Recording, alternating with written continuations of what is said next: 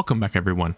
Today's video will also be a bit different, as I was asked by a handful of my Twitch chat and Discord members to post a full build guide showcasing my Citrine build that I had theory crafted over the past couple weeks.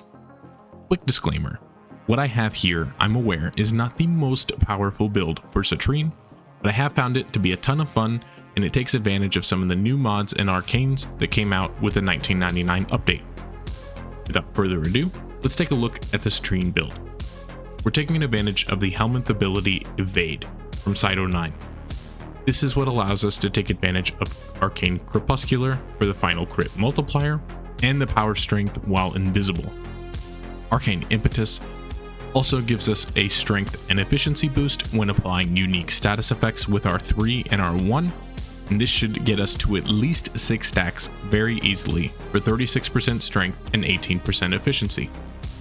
Combining with Blind Rage and accounting for the penalty from overextended, we end up with 205% strength altogether. Overextended and Archon Stretch for range and a bit of passive energy regen, since R3 is always proccing electricity. Narrow-minded and Prime Continuity for a big boost to duration, making Evade last 25 seconds at base, scaling up to 40 seconds at maximum, allowing R3 to remain active for 70 seconds.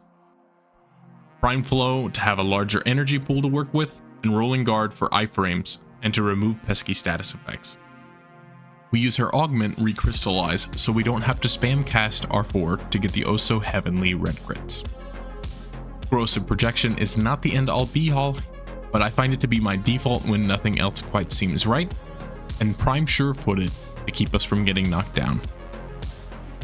On the Sporothrix, we take advantage of its large base crit multiplier, and Rifle Elementalist with Volatile Variant for a good amount of punch through and status damage, Spectral Serration for the large damage increase while invisible, which we stay invisible most of the time, as well as Galvanized Aptitude, Galvanized Chamber, and Vigilante Armaments for multi-shot, and we use Primary Frostbite for a large crit damage and multi-shot boost alongside Vital Sense and Hammer Shot.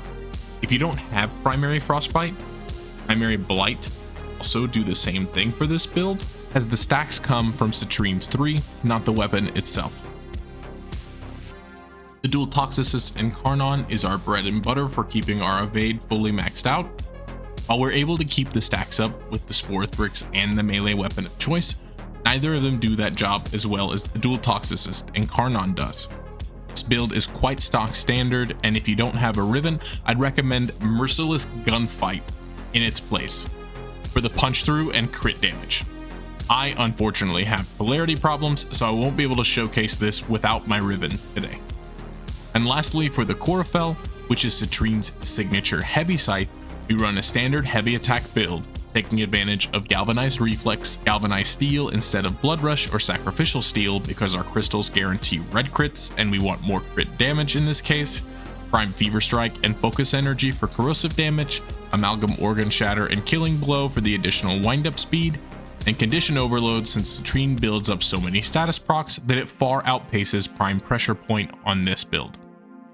For Arcanes, we run Melee Exposure for the additional corrosive damage since we do spam a bunch of abilities. Quickly showing the Panzer build so you can copy if you'd like, although it's nothing too far out of the ordinary. We'll be facing off against level 225 Exo Gokstad officers. As you can see, loop is press 3, go invisible,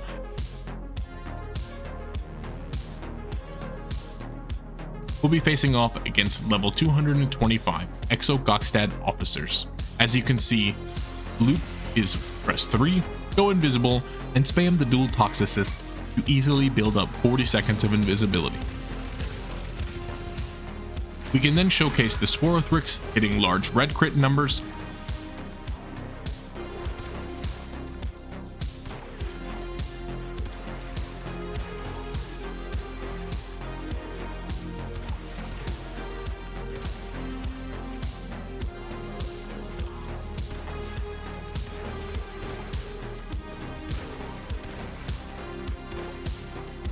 if you ever start to get low on Evade, just pop out the Dual Toxicist again, shoot one enemy in the head, and you'll be nearly maxed out due to the chaining headshots. Then with the Chlorophyll, we do the same rotation, 3, 4, 1, and spam heavy attacks.